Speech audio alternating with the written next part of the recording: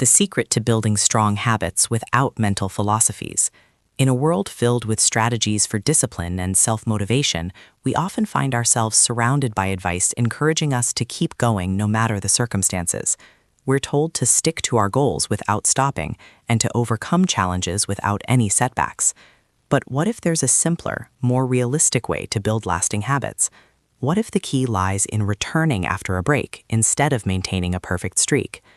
The idea that changed the habit-building perspective. Imagine that you decide to start your day by doing something simple, maybe 10 minutes of reading or a light exercise. But after a few days, you start to feel bored with the activity and you begin to delay it. Then, the sense of guilt builds up. But what if you learned that taking a break isn't failure? What if instead of beating yourself up for stopping, you simply decide to return to the habit without any philosophy or feeling of loss? Here lies the idea: returning after a break. It's that moment when you stop thinking about the need for perfect continuity and you simply return to the habit every time you take a break. No need to overthink why you stopped or why you didn't succeed. Just return. And with each return, it gets easier and faster until it becomes a natural part of your daily life. Why does the perfect continuity fail? Self-help books and motivational speakers have drilled into our minds that continuity is the ultimate goal. Never stop. Don't give up is the slogan urging us to keep going no matter what. But have we ever thought about why we keep failing to continue? When we follow this approach, we put a lot of mental pressure on ourselves. If our goal is perfect continuity no matter the circumstances, we face feelings of frustration whenever we can't keep going. This over-rationalized motivation can make us believe that stopping means failing to achieve our goal, leading to feelings of inadequacy and making it harder to get back on track. Over time, this idea becomes a psychological burden, complicating the process of building habits. We move from attempt to attempt, and with each stop, guilt creeps in more. Thus, new habits become part of a closed loop full of mental obstacles. Returning after a break, a simpler approach. Instead of trying to be perfect in building habits, we can set a new rule for ourselves: return. Here, returning doesn't mean starting from scratch. It means treating the break as part of the process. Maybe you've left the habit for a few days. No problem.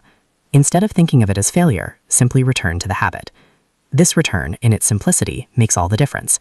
Every time you return after a break, it gets easier and faster. It becomes a more natural process. What makes this approach different from others is that it doesn't depend on perfect circumstances. You might feel bored at times or leave the activity for a while, but what matters is your ability to return without self-criticism. Returning doesn't require external motivation or mental pressure. It's simply a commitment to a small daily practice that you develop slowly but steadily. Does boredom mean failure? Interestingly, boredom, which is often considered a sign of failure or a loss of motivation, is actually a sign of health. It means the action has become part of your daily routine. It's no longer as exciting as it was in the beginning, but it has become a regular activity without emotional pressure. This is actually where strong habits start to form. Boredom doesn't mean the activity is pointless. It's a sign that the habit is starting to take root and become a natural part of your life. You can see it as the maturation of your habit. The difference between the philosophy of returning and the philosophy of perfect continuity. When we choose to return after a break instead of pressuring ourselves for perfect continuity, we are reshaping our relationship with habits. The biggest effort is no longer in perfect persistence or completing the activity without stopping, but in handling interruptions in a healthy way. Returning when we fail to continue gives us more mental flexibility and helps us avoid falling into a cycle of frustration and stress that comes from constantly thinking about failure. This shift in approach creates a healthier psychological environment for building sustainable habits. In the end, we need to move beyond the idea of explosive discipline that surrounds self-control. Returning after a break is the simplest and powerful method for building lasting habits. Instead of trying to maintain perfect continuity, it's okay to take a break, but the important thing is to return and make returning the habit. In this approach, there's no place for failure or frustration, only new opportunities for progress, step by step.